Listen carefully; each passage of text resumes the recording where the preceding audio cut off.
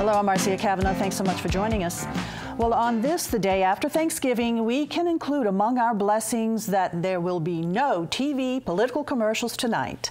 The state elections left us overwhelmed, but with a lot to analyze, and we will do just that. Because of the voting, Louisiana made national news last weekend. Unfortunately, it did not stop there. Random, scattered gunshots at a playground also drew attention.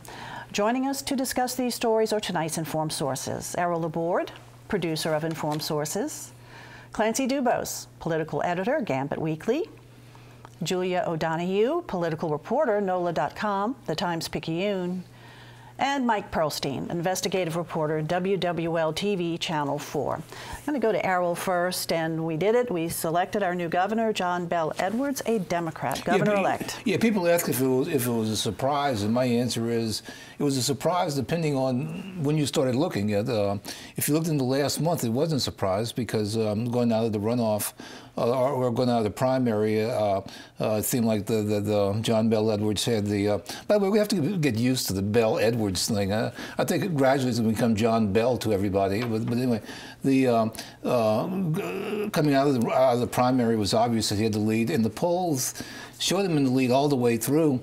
And in the last week, the early voting figures, statistics came out, and they pretty much, every indicator showed that he was going to lead, including all of the parishes that had voted for Obama, voted heavier in the early voting than the other parishes. And so the indications were there. Edwards carried Orleans Parish by a huge number. He carried Jefferson Parish. Vitter carried Lakeview, which kind of votes like Jefferson Parish, except Newell Norman is not in Lakeview.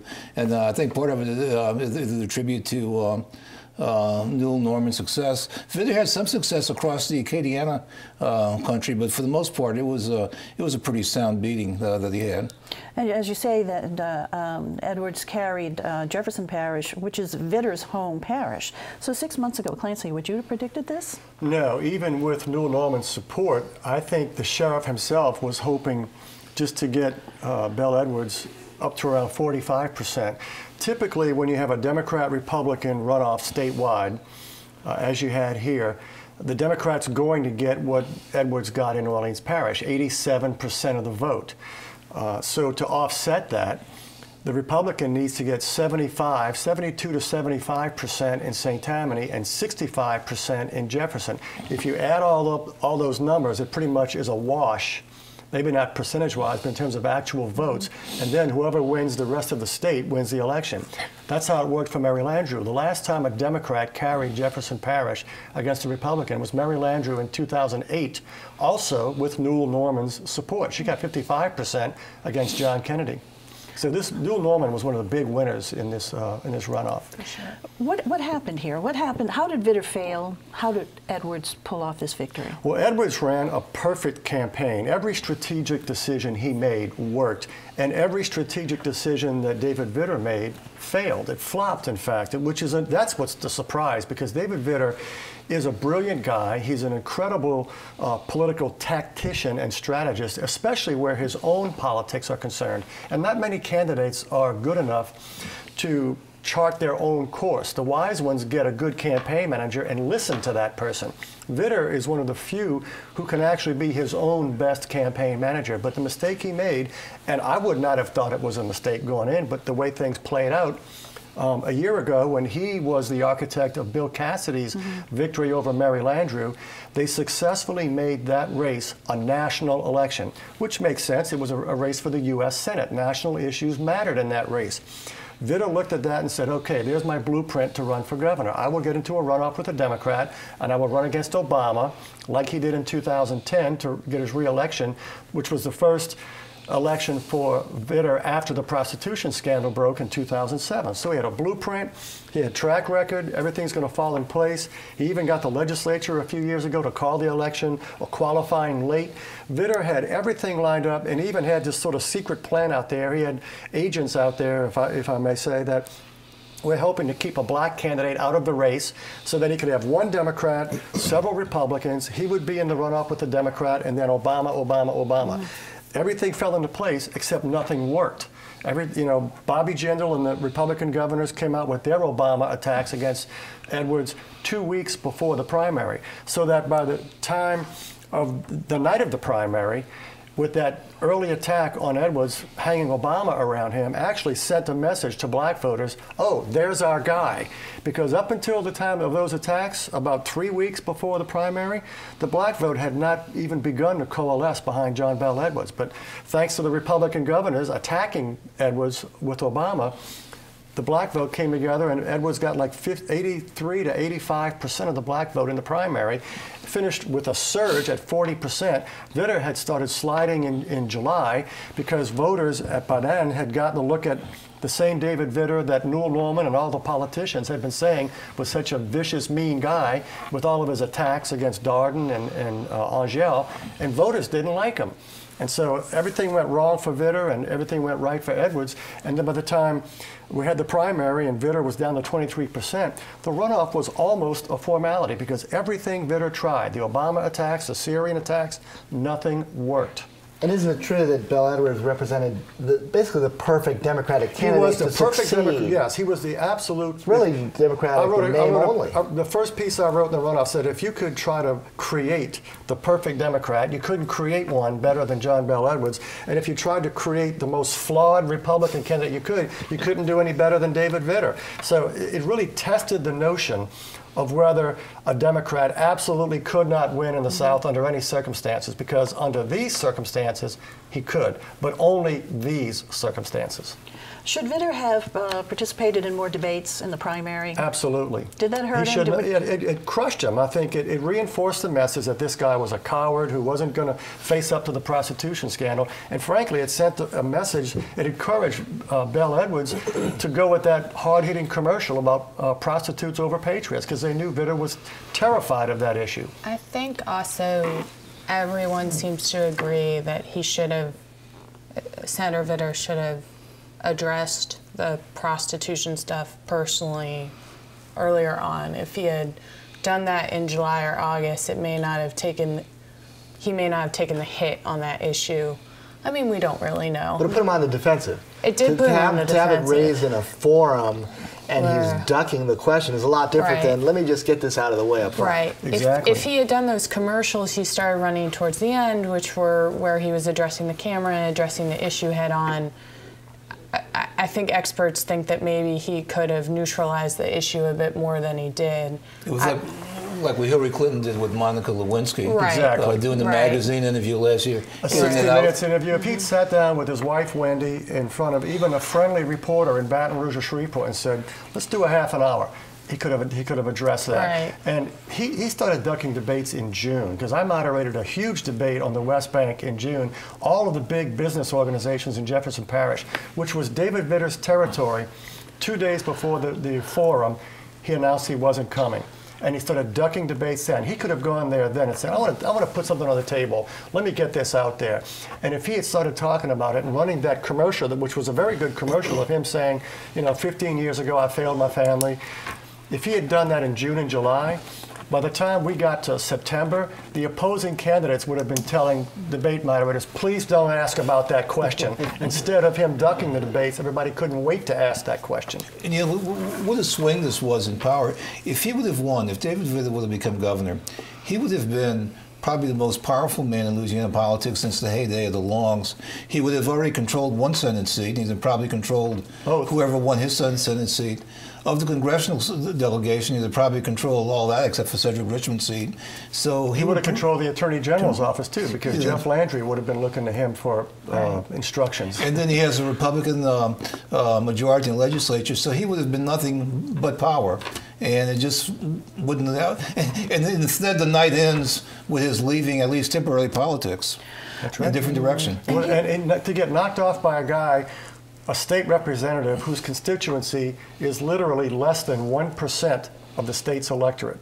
And you consider there's 105 members of the House. I mean, look, in the House, in the Louisiana House of Representatives, not to take anything away from Governor-elect Edwards, but white Democrats are fewer than 20. I think they're around 17. So even within the Democratic caucus, Black Democrats make up a larger majority of the caucus, and in some ways the Black caucus is a little bit more powerful or bullish. So we're not talking about someone who had a huge power base in Baton Rouge either, although he's well liked. Yeah, his power came from the fact that he was respected. His colleagues respected him, the lobbyists respected him, even Jim, those people had to respect, because he's a smart tactician in terms of legislative maneuvering.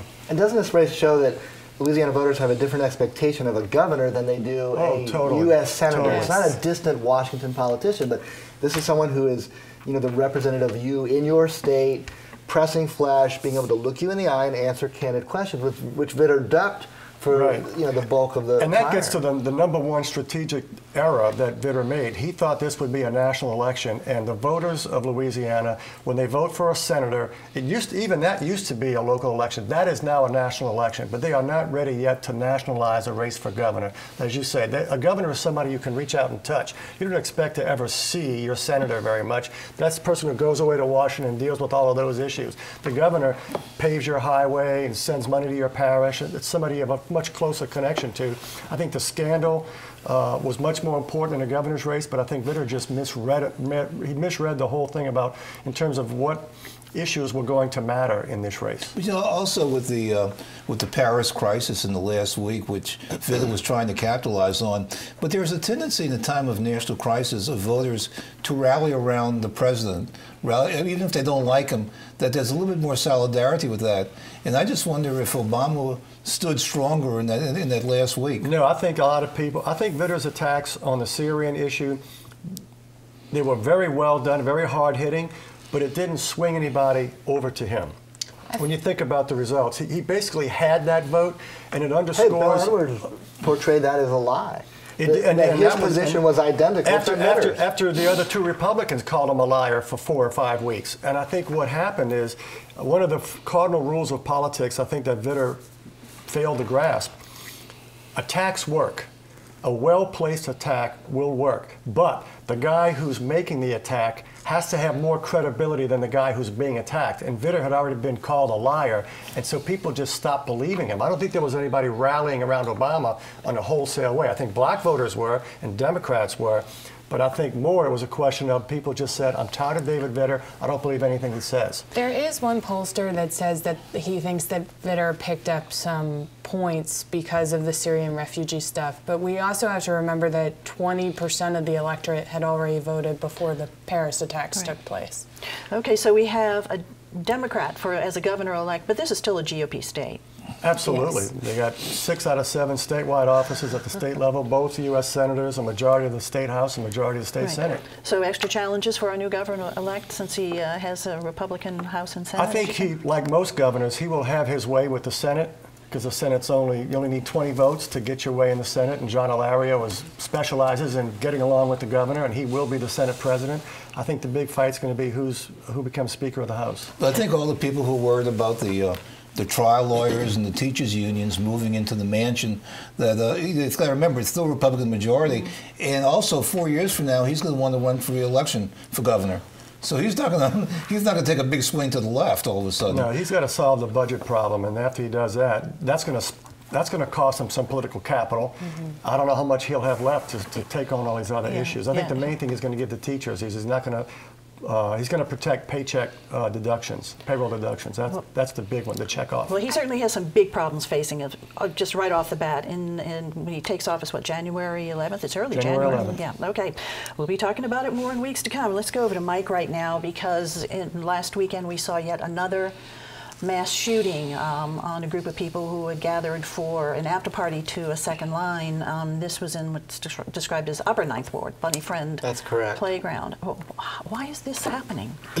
Well, how many times have we, seen this in the news, even been on this show, talking about these random and reckless acts of violence in which innocent bystanders become the victims. In this case, 17 people, mostly teenagers and some even younger, as young as 10 years old, the victim of indiscriminate gunfire, which police describe as a shootout between two rival groups.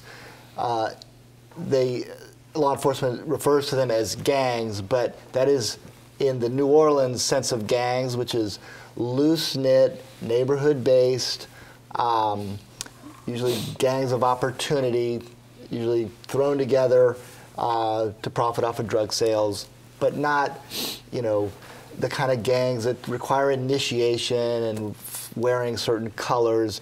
Some of these gangs don't even really have names. Some do. Some actually end up getting names given to them by law enforcement based on a neighborhood where they're based. But it is clearly, you know, part of a much longer trend over not just years but decades, in which there is, you know, a sort of criminal underclass in New Orleans with very, very easy access to guns. And when there's turf or beefs or arguments or disputes, they turn to gunfire to settle these things, not caring who gets in the way. And you know, obviously, there was another crime that made national news in a different way, and that was the Tulane medical student, Peter Gold. Which we'll talk about in a little later in the show. We're going to get to that. But all of those things are these stark reminders that you know, New Orleans has a crime problem, and it comes at a time when, as we know, been well chronicled, the understaffed New Orleans Police Department scrambling, and you know, it's almost always after the fact.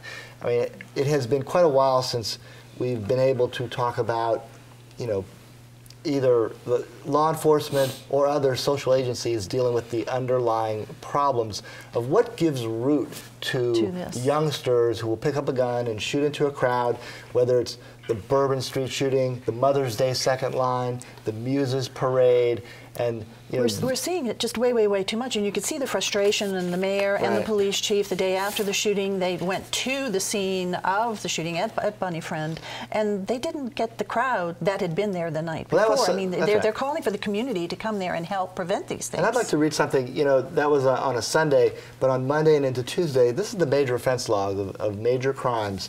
An armed robbery on Chef-Mentor Highway, a carjacking on Elysian Fields, a homicide on Peltier Drive, an aggravated battery with a knife on Dowman, another carjacking on Chef-Mentor, and an aggravated battery by shooting on Rosemont and Drew Avenue.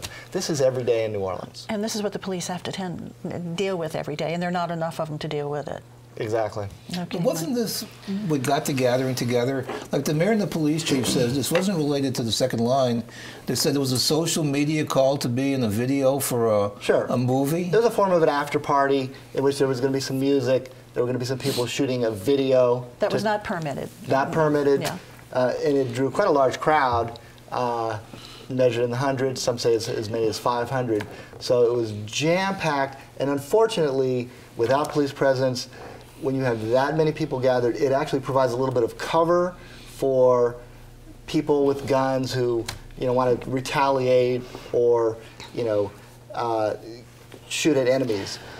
In a mass crowd, it's just hard to, there's mass chaos, it's hard to pinpoint who did what, and it provides cover, unfortunately, for these kinds of incidents. It's just frustrating, sad, frightening, and searching for an answer. I know nobody more frustrated than, I can tell you, talking to them personally, the police chief and the mayor are seething over this sort of thing. All right, Mike, thanks. I'm going to go over to Julia right now and just touch quickly now on another race. That was Attorney General, and we saw our sitting Attorney General toppled. Right. So our sitting Attorney General was toppled by, I guess we're calling Jeff Landry a Tea Party Republican, certainly more conservative than our sitting Attorney General, who used to be a Democrat and many people think is still maybe a Democrat in his heart. That was pretty unbelievable, although I won't say entirely unexpected. Buddy never really managed to raise the money he needed in this runoff to fend off Jeff Landry. Jeff Landry was very popular when he was in Congress with other congressmen from other parts of the country who came and raised and gave him money, loved to come on his alligator hunt and stuff like that. I think we're going to see a much more high-profile Attorney General out of this. I think Jeff Landry, particularly because we're going to have a Democratic governor, is going to be very active and maybe even activist I think he's going to use the Attorney General's office in a much more high-profile way. Interesting that you accurately said, Buddy Caldwell in some ways was still a Democrat, but Landry got a lot of Democratic votes in this one. I think that was a money thing. I mean, when I was driving around New Orleans on Election Day, and I was driving around the East mostly, there were Landry signs everywhere, and I'm like, what is going on over here? So I think that might have been a money thing, and I don't know what else was going on. Buddy had gone to a lot of Democratic events, even in the primary. He went to the AFL-CIO luncheon. He went to some African American legislators, like sort of fundraisers up in North Louisiana, which is where he's from. So I don't know what exactly happened. Part of the split was even among trial lawyers. It was interesting that Landry was pounding Caldwell for getting all this trial lawyer money. Quite a few trial lawyers actually went with Landry because they felt like Buddy had just a very tight circle with just a few people. One lawyer in particular, Alan Ushery, who was his brain, and a lot of other trial lawyers or just lawyers in general resented that they couldn't get to him and couldn't even have a meeting with him. Everything had to go through Ushery. And the legal community is very cliquish and very clannish, and there was a lot of that going on behind the scenes too. And that might have affected some of the Democratic vote. There were definitely this perception that Buddy's friends were being favored, and then everyone else was kind of left out in the cold. I will say, Jeff Landry can be divisive. He was redistricted into a seat with Bustani, and those two men don't like each other very much. Okay, we're going to continue talking politics really quickly now. We have a Senate race that's going to be wide open because Senator Vitter is not seeking re-election. Yeah, I think it was not surprising that Vitter decided not to run for re-election, having gotten only 44% of the vote, but announcing it that night was a bombshell. Even though the news itself wasn't that shocking. But I think the timing had something to do with Scott Angel not endorsing Vitter in the runoff, because if Vitter had said, I'm going to wait and see what I want to do, Angel would be out there lining up support. But once Vitter said election night, I'm not running for re-election, that freed all of the congressmen and others like John Kennedy who supported Vitter to start competing right away as candidates for his seat. So it was a little bit of a shot back at Scott Angel, who kept his powder dry and refused to take a position in the governor's race. I think Angel was planning to run against Vitter. I think it also took a lot of pressure off Vitter, who must have felt pretty beaten up by that point, because the next day there would have been editorialists, there would have been columnists, there would be pundits saying Vitter shouldn't run. And so this way he got to make the decision on his own without having somebody saying, I told him not to run. One other thing, he was very gracious in his concession. If he had been like that during the campaign, it would have been a different race. He might have actually won. So the race is on now for U.S. Senate. Yes. To Senator Vitter's seat. All right, thanks a lot, Clancy. I'm going to go back quickly to Mike now. You mentioned the shooting of the Tulane medical student and just the furor that's caused around the country. Well, that really galvanized public attention because there was a crystal clear video of the crime, starting with a woman being dragged at gunpoint, her purse stolen, and then the medical student, Peter Gold, pulling up in a vehicle and just seeing the commotion, getting out as a good Samaritan to try to step in, figure out what was going on. And the alleged gunman, Uric Kane, then approaches Gold directly under this camera, and you can see him being shot at point-blank range in the stomach, crumpled to the sidewalk, and at that point, the gunman takes the gun to Gold's head, pulls the trigger at least twice, only to have the gun jam. So that was, a would-be murder. You then see the perpetrator get in his vehicle and drive off. It was quite fortunate that there was that video, because that helped police track the vehicle, which they found very quickly, and trace that vehicle back to the person who's now arrested, Uric Kane, a 21-year-old from Central City. Yeah, I don't think it's alleged anymore. I mean, apparently police say he made a confession. All of that obviously needs to play out in court once he's represented by attorneys as to just what he did say, whether that confession holds up in court. Also arrested was his so-called girlfriend who harbored him, where he was eventually found and arrested. So, once this gets into court, we'll just see how strong the evidence is. Given that it is an attempted murder, the max penalty there would be 50 years for the armed robbery, up to 99. But it does look like this is one of those cases where the district attorney's office will try to throw the book at Eric Kane and demand a life sentence. He is actually a repeat offender. He had prior cases in which he was cut a lot of slack. And this is someone who's only 21. Were there convictions on these other cases? And he had a conviction in 2014, for an auto theft, for which he got 18 months in prison, reduced down to 4 months. Inexplicably, the court record did not show why that reduction was made. And right now he's being held without bond. Held without bond. Even if he gets a bond, let's see, the district attorney's office asked for a bond in the millions, so very unlikely that he will get out, and perhaps ever. But alleged, as you said, innocent until it plays out in the court. Once he gets attorneys to present their side in court, even what is portrayed by police as confessions can turn out to be something else. Okay, time to look ahead. Errol. The Zephyrs are going to have a press conference next week and announce a change in ownership. It's a new group, a guy named Louis Schweckheimer, who's affiliated with the Forum Club for the Boston Red Sox, is part of a group that's buying the franchise, which probably means a good thing for the long-term stability of the franchise, because I think the existing ownership was getting a little fatigued by it, and so it'll be a major announcement. Okay, thanks, Errol. Clancy.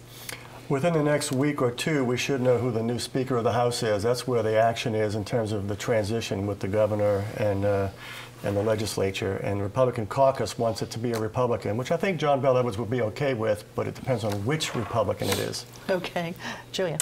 Clancy kind of stole mine. Oh, he stole your thunder there. So I'll talk about something really boring. Bobby Jindal's mid-year budget plan, as shaky as it is, depends on some money coming out of the rainy day fund. So we have legislators voting sort of remotely to either pull that money from the rainy day fund or not, and it'll be interesting to see if they vote for it. Okay, Julia, thanks. Mike. Let's talk about those New Orleans Pelicans. They got off to a terrible start to the season, but just recently a glimmer of hope where Anthony Davis is playing up to his superstar status, Ryan Anderson playing the best ball of his career, and we were about to see several of the injured players get back in action. So we'll actually get to see the real Pelicans and see if this is this group under the new coach has an opportunity to better make some times noise. ahead, Mike. You have to keep the faith. All right. Thanks, guys, for being here. Thank you all for joining us. We'll see you again next week for Informed Sources. Good evening.